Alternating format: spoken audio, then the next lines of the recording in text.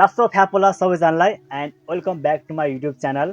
So guys, आज विशेष गरी नयाँ वर्षको पावन अवसरमा सम्पूर्ण नेपाली दिदीभाइ तथा दाजुबहिनीहरूलाई हार्दिक हार्दिक मङ्गलमय शुभकामना व्यक्त गर्न चाहन्छु।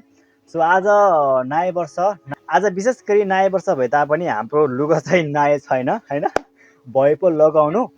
तर नयाँ लुगा नभए तापनि हामी चाहिँ नयाँ सोचको साथ अगाडि आएको छु। तर हाम्रो सोच नै पुरानो भएपछि त नयाँ लुगा लाउनुको कुनै पनि औचित्य हुँदैन। त्यसैले हामी आज सकेसम्म चाहिँ नयाँ तरिकाले यो ब्लग्स ल्याउने प्रयास गरेको छु। आजको विशेष दिन चाहिँ हाम्रो कस्तो हुन्छ त हेर्दै जानुहोला।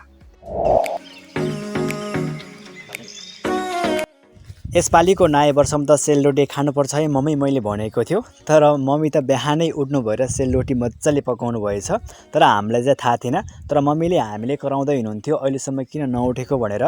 तर हामी त अल्छी मान्छे हो, धेरै टाइम सुतिन्छ। त्यस पछाडि आएर हेर्दा ओ माई गड, वन्डरफुल तरिकाले मम्मीले सेलरोटी पकाउनु भएछ। मलाई जति खाए पनि पुगेन, म फेरि गएर पनि खानेछु हैन। र त्यस पछाडि हामी खाएर अरू काम गर्नको लागि गयौँ। म अहिले चाहिँ भाडा मार्दैछु। हेर्नुहोस् भाडा यति छ। अब नयाँ वर्षमा भाडा मार्दैछु। अब चाहिँ म भाडा माझ्छु। तर भाडा माझ्दाखेरि चाहिँ मलाई अति नै राम्रो लाग्यो। किन भन्दाखेरि वरिपरिको नेचुरल भ्यूसँग चाहिँ काम गर्न पाउँदाखेरि चाहिँ थप ऊर्जा मिल्दो रहेछ।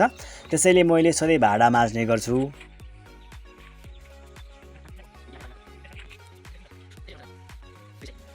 तर यो भिडियो हेरिरहने व्यक्तिहरूले चाहिँ यो भिडियोमा देखाउन लागि मात्रै नाटक गरेको भन्नुहुन्छ होला। यो चाहिँ बिल्कुल पनि होइन। किन भन्दाखेरि हाम्रो घरमा पनि कोही पनि हुनुहुन्न।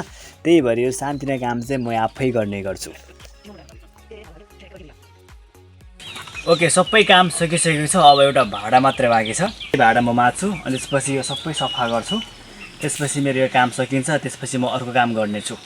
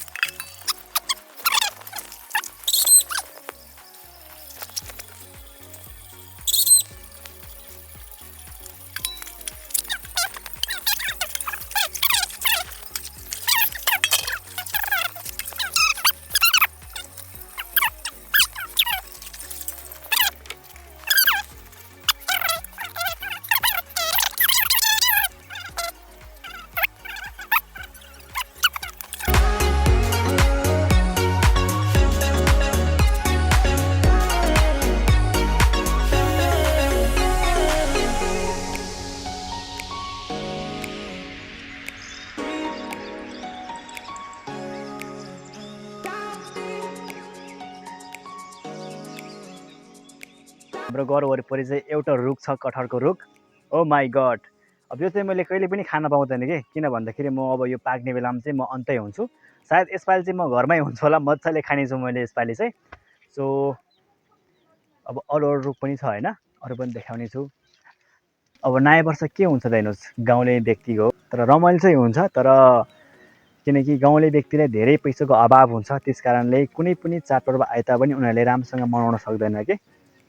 यो सबै कन्डिसन हरेक व्यक्तिकोमा छ होइन। त्यसैले गाउँमा धेरै रमाइलो चाहिँ हुँदैन। हेर्नुहोस्, नयाँ वर्ष आए पनि पुरानो वर्ष आए पनि त्यही हो, आफ्नो अवस्था चलिरहन्छ। तर एकदम खुसी भएको छु। नयाँ वर्ष आएको छ, साल फेरेको छ। तर सबैजनाको जीवनमा के नयाँ परिवर्तन आयो होला, राम्रो होस् भन्न चाहन्छु। त्यसैले यो भिडियो चाहिँ हामी धेरै लङ गर्न चाहन्न। सबैजनालाई धेरै धेरै धन्यवाद, धेरै धेरै माया।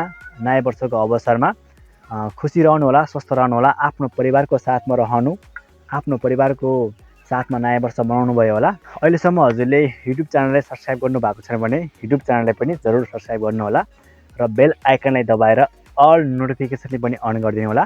मैले बनाएको के भिडियोहरू तपाईँको मोबाइलमा सिधै नोटिफिकेसन कारणले आउन सकोस्।